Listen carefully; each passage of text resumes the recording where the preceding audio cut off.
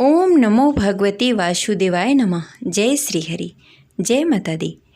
प्रिय श्रोतागण, आप सभी को अश्विन पूर्णिमा की हार्दिक शुभकामनाएं। आज सुनेंगे अश्विन पूर्णिमा के दिन सत्यनारायण व्रत कथा। तो प्रेम से बोलिए सत्यनारायण भगवान की जय, गौरी पुत्र गणेश की जय। जय श्री हरि। एक समय की बात है, नैमिषारण्य तीर्थ में सैनिक आदि 88,000 ऋषियों ने श्री सूत जी से पूछा, हे प्रभु, इस कलयुग में वेद विद्या रहित मनुष्य को प्रभु शक्ति किस प्रकार मिल सकती है तथा उसका उद्धार कैसे होगा? हे मुनि श्रेष्ठ, कोई ऐसा तप बताएं जिससे थोड़े समय में ही पुण्य मिले और मनवांछित फल की प्राप्ति हो।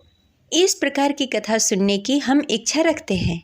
सर्वशास्त्रों के ज्ञाता श्री सूत जी बोले, हे वैष्णव पूज्य, आप सभी ने प्राणियों के हित की बात पूछी है, इसलिए मैं एक ऐसे श्रेष्ठ व्रत को आप लोगों को बताऊंगा जिसे नारद जी ने लक्ष्मी नारायण से पूछा था और लक्ष्मीपति ने मुनि श्रेष्ठ नारद जी से कहा था।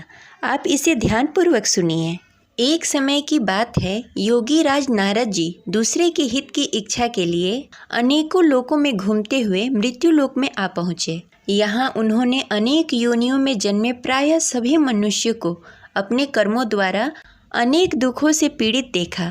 उनका दुख देखकर नारद जी सोचने लगे, कैसा यत्न किया जाए जिसके करने से निश्चित रूप से मानव के दुख का अंत हो जाए। इस विचार पर मनन करते हुए वह विष्णु लोक में गए। वहाँ वह देवों के इष्ट भगवान नारायण की स्तुति करने लगे, जिनके हाथों में शंख चक्र गदा और पद्म थे, गले में वरमाला पहने हुए थे। स्तुति करते हुए नारद जी बोले, हे भगवान, आप अत्यंत शक्ति से संपन्न हैं। मन तथा वाणी भी आपको नहीं पा सकती है। आपका आदि मध्य और अंत नहीं है। निर्गुण स्वरूप सदृश्य के कारण भक्तों के दुख को दूर करने वाले आपको मेरा नमस्कार है। नारद जी की स्तुति सुनकर भगवान विष्णु बोले, हे मुनि श्रेष्ठ, आपके मन में क्या बात है? आप किस काम के लिए पधारे हैं? उसे निसंकोच कहिए। इस पर नारद जी बोले, हे प्रभु, मृत्यु लोक में अनेक योनियों में जन्मे मनुष्य अपने कर्मों द्वारा अनेक दुखों से दुखी हो रहे हैं। हे नाथ, आप मुझ पर दया रखते हैं, तो आप बताइए कि वो मनुष्य थोड़े प्रयास से अपने दुखों से कैसे छुटकारा पा सकते हैं। श्री हरि बोले, हे नारद, मनुष्यों की भलाई के लिए तुमने बहुत अच्छी बात पूछी है, जिसके करने से मनुष्य मोह से छूट जाता है। वह बात मैं तुमसे कहता हूँ, उसे सुनो। स्वर्गलोक और मृत्युलोक दोनों में एक दुर्लभ उत्तम व्रत है जो पुण्य देने वाला है। आज प्रेमवश होकर मैं तुमसे कहता हूँ, ध्यानपूर्वक सुनो। श्री सत्यनारायण भगवान का यह व्रत अच्छी तरह विधि विधान पूर्वक करने से मनुष्य तुरंत ही यहाँ सुख भोग कर मरने पर मोक्ष पाता है। श्री हरि की वचन सुनकर नारद जी बोले कि उस व्रत का क्या फल है और उसका विधान क्या है? यह व्रत किसने किया था? इस व्रत को किस दिन करना चाहिए? सभी कुछ विस्तार पूर्वक बताइए। नारद जी की बात सुनकर श्री हरि बोले, दुख व शोक को दूर करने वाला यह व्रत सभी स्थानों पर विजय दिलाने वाला है। मानव को भक्ति और श्रद्धा के साथ शाम को श्री सत्यनारायण की पूजा धर्मपरायण होकर ब्राह्मणों और बंधुओं के साथ करनी चाहिए। भक्ति भाव से ही नैवेद्य केले का फल, घी, दूध, गेहूं का आटा, गेहूं के स्थान पर साठी का आटा, शक्कर और गुड़ लेकर सभी भक्षण योग्य पदार्थों को मिलाकर भगवान का भोग बनाएं। ब्राह्मणों सहित बंधु बांधवों को भी भोजन कराएं। इसके बाद स्वयं भोजन करें। भजन कीर्तन के साथ भगवान के भक्ति में लीन हो जाएं।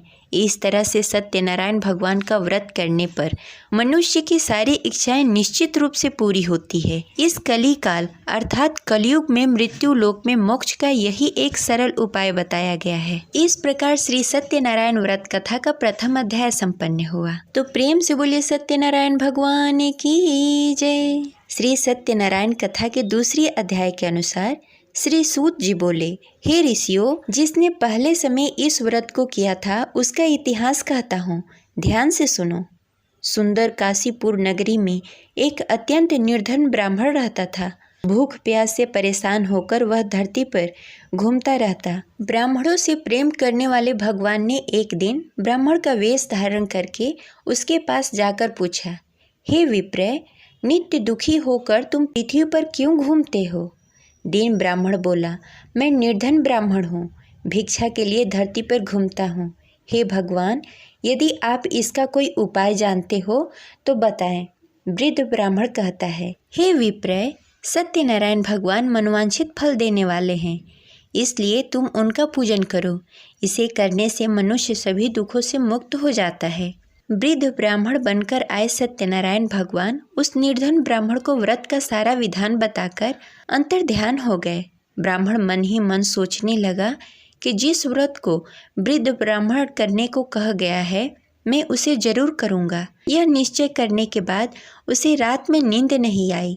वह सवेरे उठकर सत्यनारायण भगवान के व्रत का निश्चय कर भिक्षा के लिए निकल चला। उस दिन निर्धन ब्राह्मण को भिक्षा में बहुत धन मिला, जिससे उसे बंधु बांधवों के साथ मिलकर श्री सत्यनारायण भगवान का व्रत संपन्न किया। भगवान सत्यनारायण का व्रत संपन्न करने के बाद वह निर्धन ब्राह्मण सभी दुखों से छूट गया। हर माह इस व्रत को करने लगा। इस तरह से सत्यनारायण भगवान के इस व्रत उसी समय से जो मनुष्य करेगा वह सभी प्रकार के पापों से छूटकर मोक्ष को प्राप्त होगा और सभी दुखों से मुक्त हो जाएगा। श्री सूत जी बोले कि इस तरह से नारद जी से नारायण जी का कहा हुआ श्री सत्यनारायण व्रत को मैंने तुमसे कहा। हे विप्रो, मैं अब और क्या कहूँ? ऋषि बोले, हे मुनिवर, संसार में उस विप्र से सुनकर और किस किस ने इस व्रत को किया, हम सब इस बात को सुनना चाहते हैं। इसके लिए हमारे मन में श्रद्धा का भाव है। श्री सूत जी बोले, हे मुनियों, जिस जिसने इस व्रत को किया वह सब सुनो। एक समय वही विप्र धन और ऐश्वर्य के अनुसार अपने बंधु बांधवों के साथ इस व्रत को करने को तैयार हुआ। उसी समय एक लकड़ी बेचने वाला बूढ़ा आदमी आया और लकड़ियां बाहर रखकर अंदर ब्राह्मण के घर में आ गया। प्यास से दुखी वह लकड़हारा उसको व्रत करते देख विप्र को नमस्कार कर पूछने लगा कि आप यह क्या कर रहे हैं तथा इसे करने से क्या फल मिलेगा, कृपया करके मुझे बताइए। ब्राह्मण ने कहा कि सब मनोकामनाओं को पूरा करने वाला यह सत्यनारायण भगवान का व्रत है। इनकी कृपा से ही मेरा घर धन्य धान्य आदि से भरा हुआ है। विप्र से सत्यनारायण व्रत के बारे में जानकर लकड़हारा बहुत प्रसन्न हुआ। चरणामृत लेकर वह प्रसाद खाने के बाद वह अपने घर गया।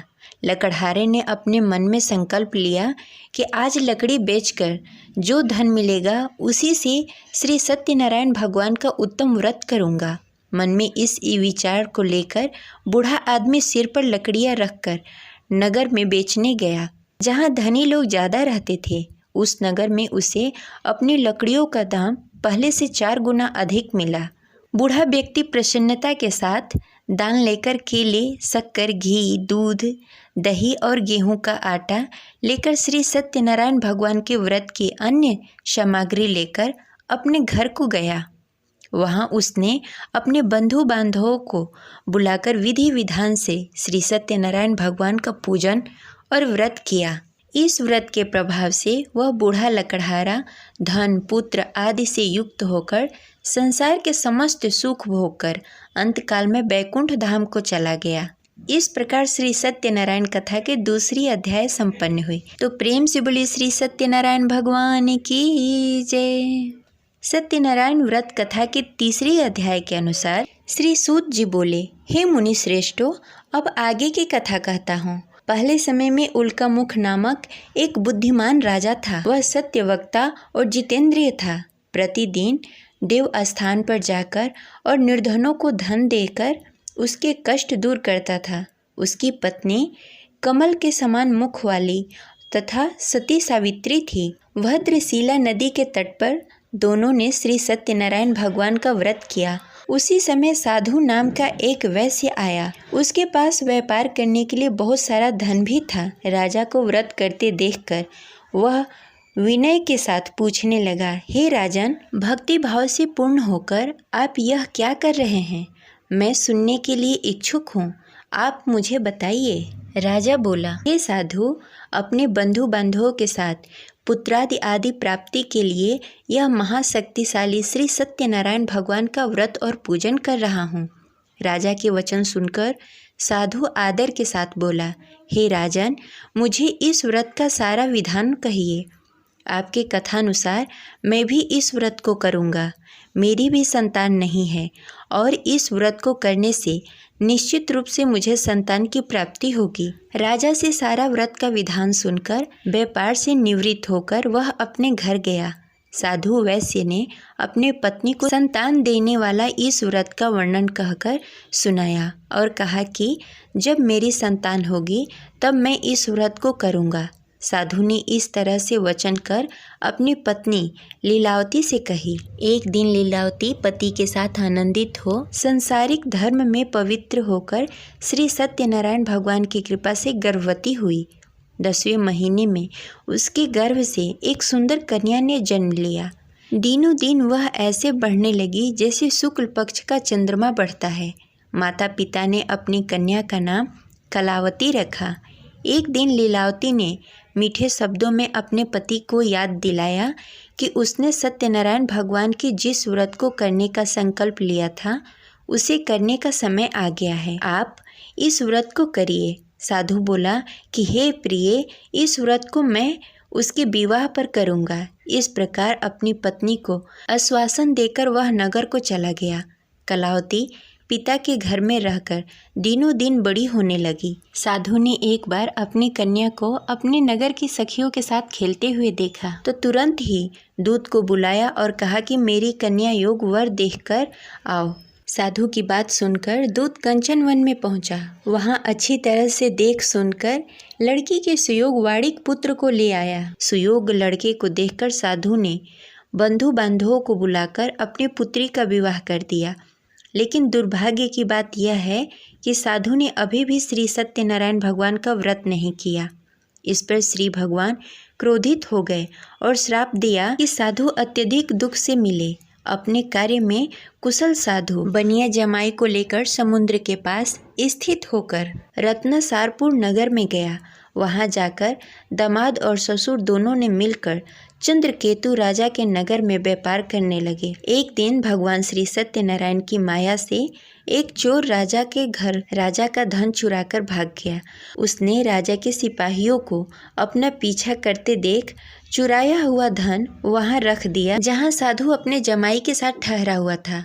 राजा के सिपाहियों ने साधु वैश्य के पास राजा का धन पड़ा देखा तो वह ससुर और जमाई दोनों को बांधकर प्रसन्नता से राजा के पास ले गए और कहा कि उन दोनों चोरों को हम पकड़ लाए हैं, आप आगे की कार्रवाई की आज्ञा दीजिए। राजा की आज्ञा से उन दोनों को कठिन कारावास में डाल दिया गया और उसका सारा धन भी उससे छीन लिया गया। श्री सत्यनारायण भगवान के श्राप से साधु की पत्नी भी बहुत दुखी हुई। घर में भी धन सारा खत्म हो गया। उसे चोर चुरा ले गए। शारीरिक तथा मानसिक पीड़ा और भूख प्यास से अति दुखी होकर अन्न की चिंता में कलावती एक ब्राह्मण के घर गई। वहां उसने श्री सत्यनारायण भगवान का व्रत होते हुए देखा। फिर कथा भी सुनी। वह प्रसाद ग्रहण कर रात को घर वापस आई। माँ ने कलावती से पूछा कि हे पुत्री, अब तक तुम कहाँ थी? तेरे मन में क्या है? कलावती ने अपनी माँ से कहा कि हे माँ, मैंने एक ब्राह्मण के घर श्री सत्यनारायण भगवान का व्रत देखा। कन्या के वचन सुनकर लीलावती भगवान के पूजन की तैयारी करने लगी। लीलावती ने परिवार और बंधुओं सहित श्री सत्यनारायण भगवान का पूजन किया और उससे वर मांगा कि मेरे पति और जमाई शीघ्र घर आ जाएं। साथ ही यह भी प्रार्थना की कि हम सबके अपराध को क्षमा कीजिए। श्री सत्यनारायण भगवान इस व्रत से संतुष्ट हो गए और राजा चंद्रकेतु के सपने में दर्शन देकर कहा कि हे राजन, तुम उन दोनों वैश्यों को छोड़ दो और तुमने जो उसका धन लिया है उसे वापस कर दो। अगर तुमने ऐसा नहीं किया तो मैं तुम्हारा धन, राज्य, संतान सभी को नष्ट कर दूंगा। राजा को यह सब कहकर भगवान अंतर ध्यान हो गए। प्रातःकाल सभा में राजा ने अपना सारा सपना सबको सुनाया। फिर बोले कि वड़िक पुत्रों को कैद से मुक्त कर सभा में लाओ। दोनों ने आते ही राजा को प्रणाम किया। राजा मीठी वाणी में बोला कि हे महानुभाव, भाग्यवश ऐसा कठिन दुख तुम्हें प्राप्त हुआ है, लेकिन अब तुम्हें कोई भय नहीं है।